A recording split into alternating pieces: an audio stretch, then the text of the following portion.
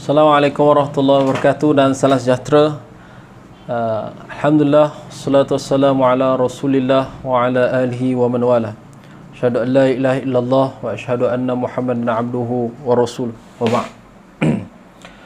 Pertama sekali kita ucap syukur pada Allah Subhanahu Wa Taala. Hari ini kita sama-sama dapat masih lagi bernyawa pada hari ini. Banyak nikmat yang Allah bagi pada kita. Nikmat dapat melihat, dapat mendengar, dapat bercakap, dan berbagai nikmat-nikmat sihat terutamanya. Sebelum tu, nama saya Atiqullah Muhammad. Hari ini saya nak share tentang minda yang saya nak share tajuk satu topik yang bertajuk minda yang ditanam. Apakah maksud minda yang ditanam ni? Okey, saya dulu masa kecil saya teringat saya masa kecil, ayah saya selalu pesan ni bila hantar dekat sekolah. Even masa kecil dulu, saya ni seorang budak yang nakal sebenarnya. Saya nakal dan kalau saya balik kampung, orang tahu banyak benda yang saya pernah buat lah waktu saya kecil dulu. Antaranya benda yang kelakar lah kan. Dekat kampung saya, ada ni apa, tukang sembelih ayam. Dia yang OKU lah, orang kurang upaya, dia pekak. Saya pernah kunci orang tukang sembelih ayam tu dekat dalam bilik dia sembelih ayam lah. Dan satu kampung kenal saya sebab saya seorang budak yang nakal. Tapi yang menariknya, bila saya pergi ke sekolah, daripada sekolah perendah ke sekolah menengah, waktu saya selalu hantar, saya depan pintu sekolah tu, ayah saya selalu pesan satu benda ni. Benda tu apa, tuan-puan? Ayah saya selalu pesan, selalu buat sesuatu, belajar betul-betul. Ayah saya selalu cakap, belajar betul-betul. Dan nanti apabila ada ilmu tu, manfaatkan untuk agama ni, untuk Islam. Then ayah saya selalu tak pernah pun maksud saya, ayah saya tak pernah pun macam downkan saya pada waktu tu. Ada sekali pernah ayah saya downkan saya. Tapi long story short, ayah saya jarang-jarang pandang rendah pada saya. Dan ayah saya selalu pandang tinggi, selalu bagi mindset yang best, yang bagus. Dia kata belajar betul-betul, and then kita boleh jadi berguna untuk agama ni, negara ni. And then kalau kita, ayah saya selalu cakap belajar betul-betul, and then supaya boleh menyumbang pada agama ni. Itu adalah mindset yang ditanam sejak kecil. And then bayangkan berpuluh-puluh tahun ayah saya tanam macam tu dekat saya, sampailah saya besar ini saya ingat. Begitu tajamnya perkataan orang tua ni, orang-orang terutamanya ibu dan ayah, apabila mereka melontarkan perkataan kepada anak mereka, dan boleh jadi anak-anak mereka ingat perkataan tu seumur hidup mereka. So that's why so powerful perkataan ibu dan ayah. Dan orang Islam, terutamanya orang Islam, manusia, orang Islam terutamanya, mereka tak pernah hilang tujuan. Kerana apa? Allah lahir, bila lahir je manusia, anak Adam di muka dunia ni, maka ada dua tujuan manusia.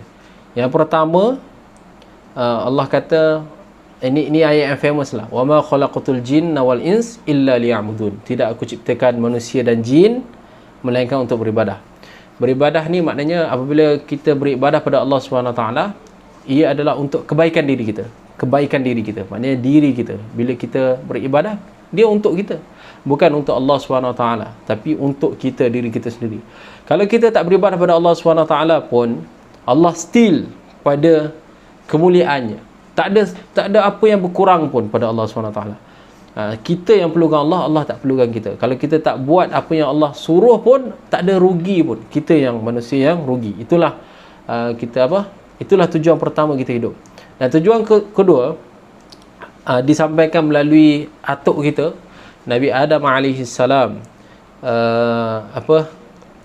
Allah kata dalam Quran surah Al-Baqarah, inni ja'ilu fil ardi khalifah.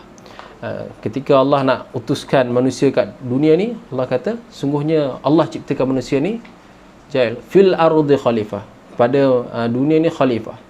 Khalifah ni tujuan dia apa, tuan-puan? Tujuan dia adalah untuk buat baik pada orang lain. Apabila mereka jadi pemimpin ataupun apabila mereka mentadbir pada orang lain, ia berkaitan dengan maslahah umum. Maknanya dia nak tak nak dia ada kaitan dengan orang lain. So dia kena buat baik pada orang lain juga. Jadi itu tujuan hidup manusia. Yang pertama, buat baik pada diri sendiri. Yang kedua, buat baik pada orang lain. Itu tujuan hidup manusia lah. Alright. Kejap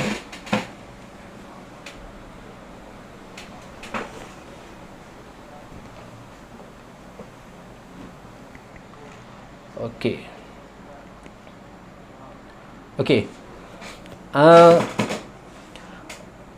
Saya teringat ni, orang Islam ni dia tak akan pernah habis tujuan dia. Sebab apa? Apabila orang Islam lahir je, tujuan orang Islam hidup, dia sentiasa ada tujuan sampai dia mati. Dia mati tu itulah nama dia rehat. Dia mati barulah dia rasa rehat.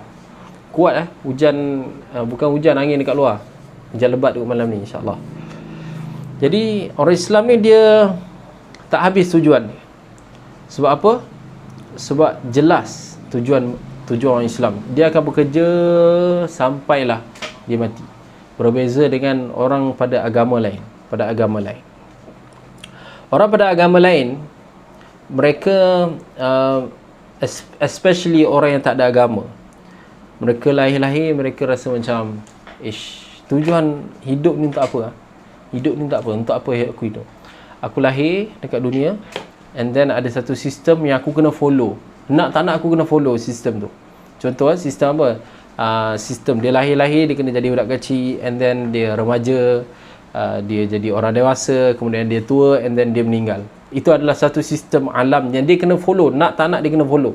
Dan pada dia kata dia tak minta untuk dilahirkan, and then dia kena lahir, and then dia kena follow sistem tu. Padahal dulu perjanjian dulu kita pernah berjanji dengan Allah, kita akan mengagungkan Allah, akan sembah Allah dulu, tapi kita tak ingat perjanjian tu. Sebab itulah Allah utuskan Rasul untuk mengingatkan kita dengan perjanjian tu. Jadi apa yang jadi bila tak ada tujuan? Bila tak ada tujuan, dia rasa hidup dia tak bermakna langsung. Dia rasa hidup tak bermakna. Kita tengok majoriti kes-kes bunuh diri ni datangnya daripada negara-negara yang kebanyakan mereka adalah ateis ataupun tidak percaya Tuhan. Kerana mereka tak ada tempat untuk bergantung. Mereka just rasa segala-galanya mereka yang tentukan. Mereka rasa macam tu. Padahal sebenarnya dalam dunia ni ada sesuatu yang Allah SWT yang tentukan. Jadi bila mereka tak ada rasa kebergantungan pada orang lain, pada sesiapa, itu menyebabkan mereka rasa sunyi, and then rasa kosong dalam hati mereka. So mereka tak dapatlah apa-apa kan, and then sampai mereka rasa kosong, and then diorang bunuh diri. Tapi orang Islam tujuan dia tak habis. In fact, sampai tua sekalipun tujuan dia tak akan pernah habis. Kerana tujuan orang Islam habis bila mati. Contoh kita dulu belajar, bila kita sentiasa ada tujuan ni, kita sentiasa akan ada benda yang nak dikejar, and then kita takkan ni lah. Okey, pernah tak kita fikir orang yang bekerja, masa dia kerja dulu, awal-awal dia kerja, dia umur 25 tahun, dia kerja betul-betul, and then dia dapat naik pangkat, and then by 30 dia boleh naik pangkat, dia dapat 30, umur 30 mungkin dia naik pangkat jadi manager, ataupun dalam orang kerja kerajaan dia dapatlah naik pangkat jadi mungkin sampai pangkat tertinggi mereka jadi ketua pengarah, dapatlah pencen apa semua lah. And then lepas dia dah bersara tu, mereka tak boleh duduk diam sebenarnya. Mereka tak boleh duduk diam. Mereka still ada yang join badan kebajikan, dapat buat amal, and dapat buat kebajikan, join badan kebajikan, and then mula mendekatkan diri kat surau, masjid. Jadi mereka mula mencari tujuan yang baru. Itu apa orang Islam lah. And then begitu juga dengan hidup. Hidup mesti ada sesuatu yang kita nak kejar. Bila kita kehabisan sesuatu yang nak kejar, itu maknanya mulalah kita akan rasa kosong dalam diri kita. Kita dulu belajar, kita jawab soalan SPM, kita dapat 10A. Lepas kita dapat 10A, kita ada lagi benda nak kerja, kita masuk universiti pula, kita ambil, contoh kita ambil ijazah, kita belajar betul-betul, and then kita sambung lagi, kita ambil master pula, kita belajar betul-betul, and then kita sambung lagi PhD sampai habis belajar tu, habis lah. Jadi bila habis tu, dia ibarat macam tu lah. Bila orang Islam, bila orang bukan non-Muslim, dia orang yang ateis terutamanya, bila dia dah habis satu tahap, yang dia dah sampai satu tahap tu, dia dah habis. Tak ada. Dia cakap, dah tak ada apa benda nak capai dalam hidup ni. Dalam hidup dah tak ada apa benda nak capai dalam hidup ni. So dah habis. Bila dah habis tu, mereka pun rasa macam kosong. Rasa kosong. And then last kali end up mereka bunuh diri. Even mereka ada kekayaan, mereka sudah achieve semua benda dalam kehidupan mereka. Beza orang Islam, even dia dah kaya, dah jadi khalifah sekalipun, dah jadi pemimpin paling tinggi sekalipun, mereka still rasa tak cukup. Mereka kena give more benefit to people. So that's why jangan pernah habis tujuan. Saya hari ni lidah saya tak berapa seronok nak bercakap. Jadi tak berapa petas sangat bercakap. Jadi apa yang saya nak sampaikan hari ni, jangan pernah habis tujuan. Daripada kita kecil dulu sampai besar, kita sentiasa ada tujuan. And then lagi satu saya nak share. Dia relate juga dengan konsep yang saya nak bagi tahu tadi tu. Bila kita ada tujuan, kita akan sentiasa kejar. Bila kita tak ada tujuan, bila kita habis tujuan kita, and then kita akan jadi lost. Alright, kita macam ni, pernah tak terfikir waktu kita buat kerja kan, and then unsettled, maknanya kita buat kerja, lepas tu kerja yang kita buat tu tak siap. Kita buat apa pun mesti kita teringat kerja kita tadi yang tak siap tu. And then otak kita ataupun neuro kita dekat dalam ni akan mula cari solution, datangkan pelbagai solution dalam otak kita, ataupun datangkan fikir dalam otak kita, benda yang tak siap tadi, kita akan terfikir je. Berbeza dengan kita dapat kerja, kita siap, and then kita pergi mana-mana, kita akan rasa aman lah.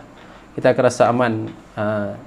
Pernah satu kajian dibuat, saya tak ingat dekat kajian, diorang buat kajian ni dekat kedai makan, waiter yang ambil order. Dia buat macam ni tau. Kajian dia menarik sikit lah. Dia buat survey macam ni. Orang yang ambil order, macam mana, orang yang ambil order, and then dia belum bayar, maknanya macam ni, dia pergi order semua benda. Dia dekat restoran tu ada dua pilihan lah, sama ada bayar dulu sebelum makan, ataupun makan dulu baru bayar. Okey,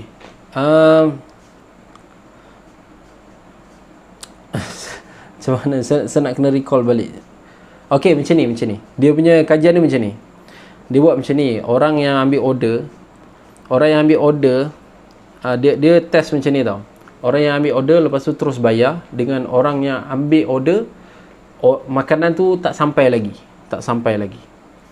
Jadi bila diorang buat test, waiter datang ambil order, jadi dia pun completekan semua makanan dia dah sampai. Waiter dah berjaya deliver semua makanan dia, and then waiter pun buat kerja lain. And then itu customer A, maknanya semua waiter dah hantar semua pesanan dia. Itu customer A.